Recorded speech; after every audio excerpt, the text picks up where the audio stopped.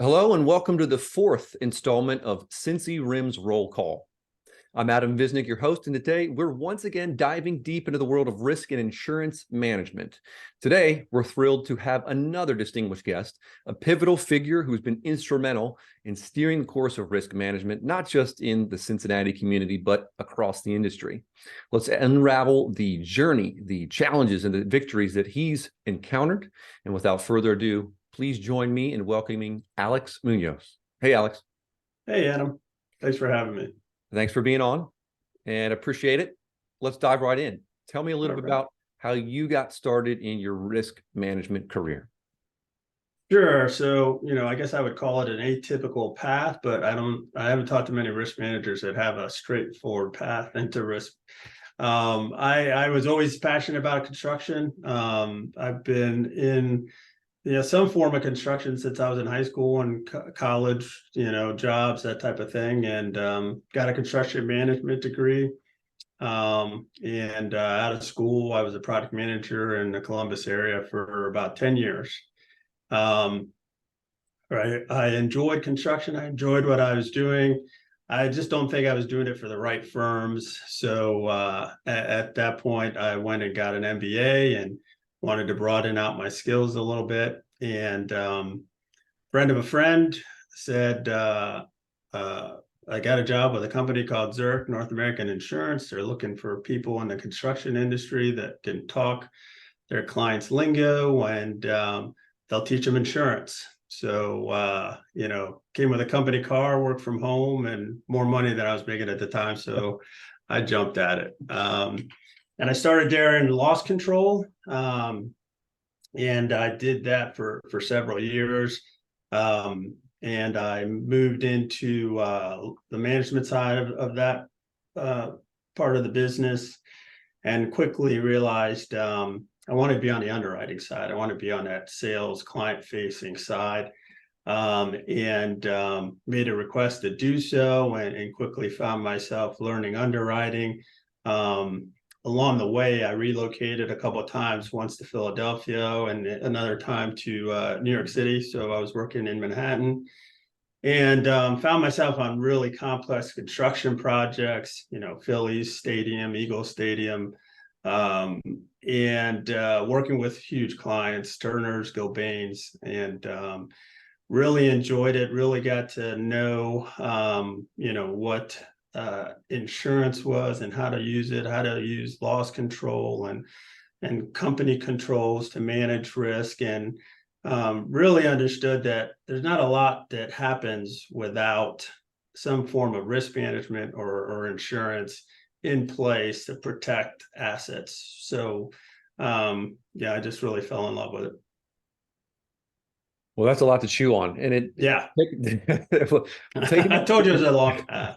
And I love it too, because everyone's been unique so far. This is our fourth one. And I think literally every story has been unique. And you said it, every path is different to get to where they are today. We are ending up in the same spot, basically risk management, but even still that role is different. Yeah. Taking a quick look back, the first thing you said was you actually started in construction. What did you do on a daily basis way back then? Yeah, so as a project manager on jobs anywhere from 10 million to 15 million in size, office, emergency room renovations, trying to think of what else, some warehouse, industrial type jobs. But basically, I bought out work. I managed subcontractors. I was the liaison between my firm and the owner, and made sure that buildings got delivered on time, in a quality fashion and under budget. So that's what I was doing. On time, under budget. I've heard that one before in the construction world. And yes. I think you mentioned something about that helped you navigate to where you were midway in the career and where you are today. You could speak the construction lingo. You were literally boots on the ground. You had your hands in the details. And then they said insurance was looking for people that know how to speak that jargon, the lingo, and yes, can speak to that. And then you took that step. You're opportunistic. Tell me a little bit more about that. Yeah, so one of the things that I've learned in my career is if you've actually been there, done that, I feel like you can apply, you know, your expertise and help find solutions that are practical, right? They still manage the risk and they still come up with good solutions, but are practical to the people actually getting the work done, right? I think anybody could eliminate any type of risk from any type of situation, Mhm. but how are you going to make money doing that, right? So what is the fine balance between managing risk and looking at risk as an opportunity where if you do something a certain way, you kind of maximize the value for everybody involved. So I think that was the biggest thing that I took away.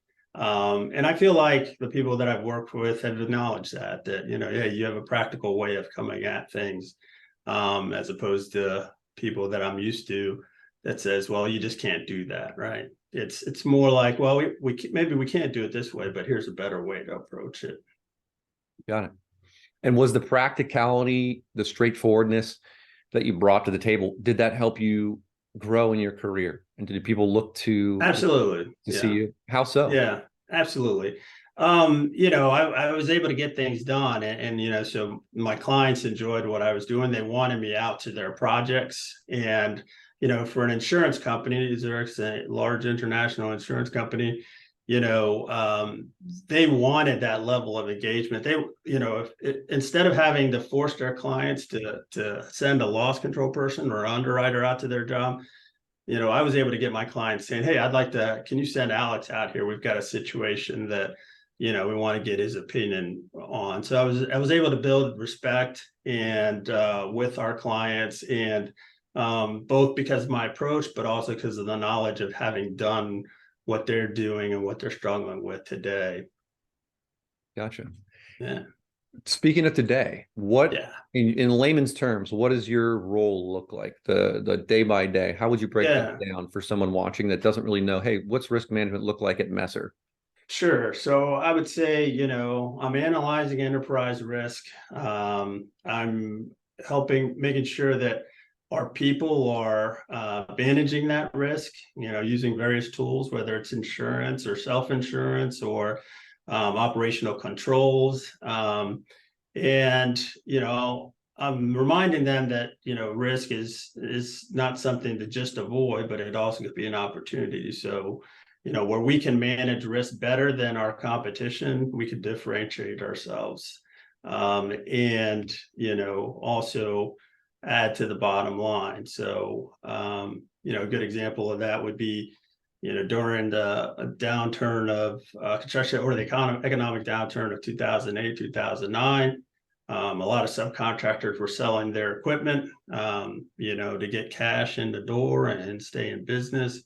And Messer invested in construction equipment because they knew coming out of this cycle that subs would need to rent equipment. So that was the time that we started a rental division business as an ancillary company at Messer. So that's a way to look at, hey, there's a risky time in taking on new assets, but there's an opportunity there. We had a good balance sheet, so we had made the investment, and coming out of it, we started a whole new ancillary business.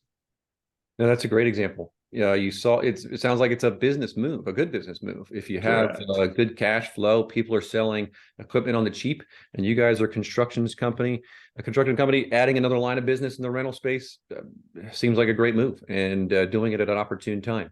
So it's not just, hey, I'm looking at losses, but I'm looking at potentially lines of business that we can add to grow, as you mentioned, the bottom line. So Absolutely. that's an awesome story. I love that. And who are the people on your team, or the people that you surround yourself with that maybe helped you, empowered you in your various roles along the way? Yeah. I'd say there were several mentors along the way. I started working for the insurance company in my late 20s, early 30s, and that at that time period, you're always kind of trying to figure it out. You're moving from kind of that individual contributor role to a leadership role. And sometimes somebody needs to give you that confidence boost. So, I had a gentleman by the name of Cal Bayer who worked for Zurich at the time, really good manager. And, he was one that would push me to say, you need to put your name in for that promotion. Don't wait for somebody to come, ask you to put your name in, put it in so that they know who you are. And, that gave me a lot of confidence. And, I think that's something that I'll never forget. And helping me along the way, right? You got to go out there and get it, not wait for people to recognize you and kind of pull you up the ladder. That's great. I'm sure Cal would blush to hear you you'd mention his name. We're going to tag him in that because I think it's important to acknowledge mentors. I mean, that's what RIMS is all about. That's what associations are all about, and bringing up people in the world so that they can be exposed to a little bit more, take on more, become a leader. That's a great portion of the story that we love to hear about. Exactly. Let's take a quick pause, and I'm going to empower our viewers, the people listening and watching, to do a couple things.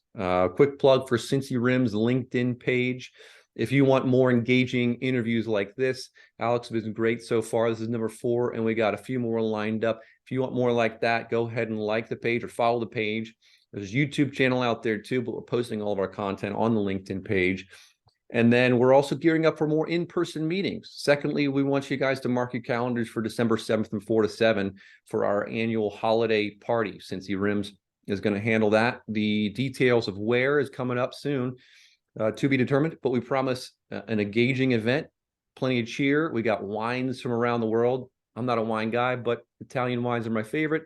Mixology station, who doesn't love a good old-fashioned? And we got holiday bingo and more. So look for that on December 7th from 4 to 7 for our CincyRIMS holiday party. All right, back to the interview. A couple more questions. It's not always rosy in this space. And there's a lot of fun and a lot of things to be had. But what obstacles, what big problems have you had, Alex, maybe that you encountered, and how did you go about combating those to become where you are today?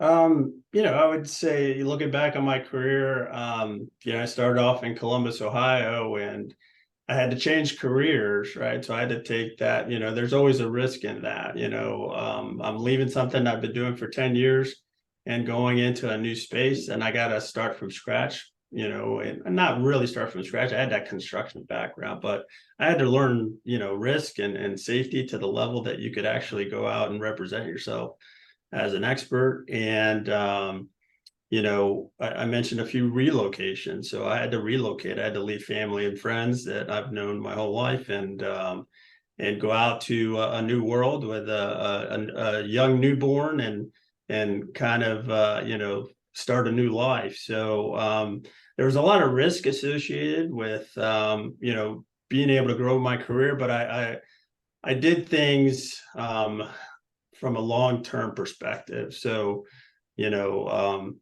at church, one of our pastors says, live for the long haul. So that means make decisions based on that long-term vision as opposed to short-term. So, I suffered through some, short-term, anxiety and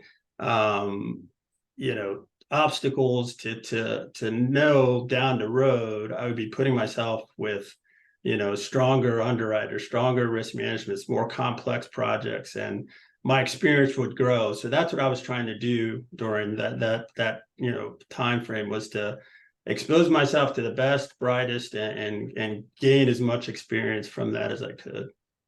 Yeah. There is so much to be talked about. When you mentioned newborn is what I heard. The big thing. Personally, I'm going through not newborn stage, but we had 3 kids here over in my household, back to back to back. We have 3 young kids, and heck, if we're talking about risk, to having 3 kids or even any amount of kids and still trying to manage a career in itself is a risky maneuver. And if you can handle that, and as you stated, look at the long term, look at the long haul, think about the time horizon, not just in days or months, even though we are, as new fathers, living day to day. Shout out to the mothers too, but you're looking for the years, the decades potentially, because this is going to be a long life, hopefully. And if you can endure those pains in the early stages, not just as a father, but also as a career-minded individual, eventually it's going to pay off big time and the rewards will be robust. And it sounds like that's the path you're on today, on a path to success. What challenges do you currently face? What are you living with day to day now at Messer in your role, and how are you going to combat those today? Yeah, I thought about this, and it's a volatile society we live in, but I think it's always been that way. But it just, we're living in it at the moment right now. To me, it's really finding. I'm at the stage in my life where I'm growing. I'm trying to grow leaders and find successors to certain roles, and so finding people that are talented, want to come into the office every day, and want to put in a good hard day's work. Our motto, back in my 30s was work hard, play hard, right? So it's a balance of both, but you got to put that work hard in first, right? It's not play hard, work hard. It's work hard, play hard. And sometimes it's hard to find individuals that really want to put in a real that strong effort on a consistent basis. So and Messer is where I work now is a very strong work ethic. It's we're construction. We get up at we're at the job site at 6:30, 6 a.m. and those teams expect us to be supporting them around those times. Now I come in about an hour later, so but yeah, so it's just a strong work ethic and a very strong culture, and finding that those people that fit that mix is difficult. So I think that's one of the biggest challenges that I face today. Yeah, it sounds like there's a subtle plug here for people listening, younger folks, Yeah. or those that want to excel in their career. Hey, Messer's, Alex has got that position where he can hire people that are looking to be leaders as long as you're willing to earn it, work hard. What Always. avenues do you go to, find those leaders, find people willing, and then how do you go about grooming them? How do you go about shaping them? Yeah. So we're a very strong grow from within company. So we start, working with the universities. UC is a great resource here in town, and we do co-ops. So we hire co-ops out of UC, bring them in for a quarter, start them off in our pre-qualification, teach them how to read financials, teach them how to, do all the things that we need to do to make sure our vendors can be successful with us. And then we move them up, give them a little bit of claims, give them a little bit of policy, and teach them some of the policies, ABCs, that type of thing. So I think that's a good pipeline. And honestly, I've started to reach out to some people and keep my eyes open for people who are actually building buildings for us, like I did prior to, and see if there's any interest in kind of taking a different career path within the company. So, I guess the short answer is all avenues, right? It's hitting the campuses and talking to people, but it's also looking within for an atypical hire, somebody that I feel like I could teach insurance to them. But I can't teach them that operations side. So that's something that we've opened our eyes to lately as well. As you mentioned, your journey was atypical as well. So yeah, modeling after yourself sounds like a proposition here, as well as getting homegrown talent from places like UC and in the neighboring areas. Yeah. Wonderful.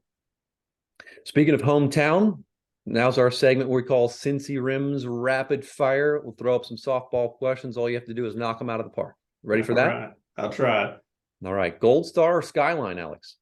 All right. So this is interesting because I'm not originally from Cincinnati, and I think both those chilies are an acquired taste. So I'm going to have to say neither. For me, I'm more of a Texas chili type guy. Texas chili, it's sacrilege, but they would say otherwise. That's okay. We'll take the answer. Yeah. You also mentioned you're not a Cincinnati guy. What high school did you go to, nonetheless? Worthington High School, right outside of Columbus. Right outside of Columbus, absolutely. Yeah.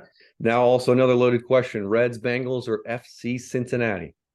I like all three, but if I had to zero in on one, I'd have to say the Bengals, even though we got a rough game last night, but we're still there for cheering them on. That's right. We'll still root for them no matter what happens. Yeah. All right, Alex. Anything you want to throw out there for young pros in the world? Anybody in the risk management space? Anything you want to shout out to CincyRIMS? Fire away. Yeah, I'd just say for young professionals out there, people looking to get into risk management, just it's a great industry. I couldn't have asked for a better place to end up, and it's a lot of fun. I know a little bit about everything in the company, and like I said, not much can happen without risk management or insurance or any of those things. So take a leap, be curious, ask a lot of questions, and good luck. Alex Muñoz, it's been a pleasure having you on as our guest for CincyRIMS Roll Call. Again, I'm Adam Visick. Thanks for allowing me to be your host. Catch you next time. Thanks, Adam. Thanks, Alex.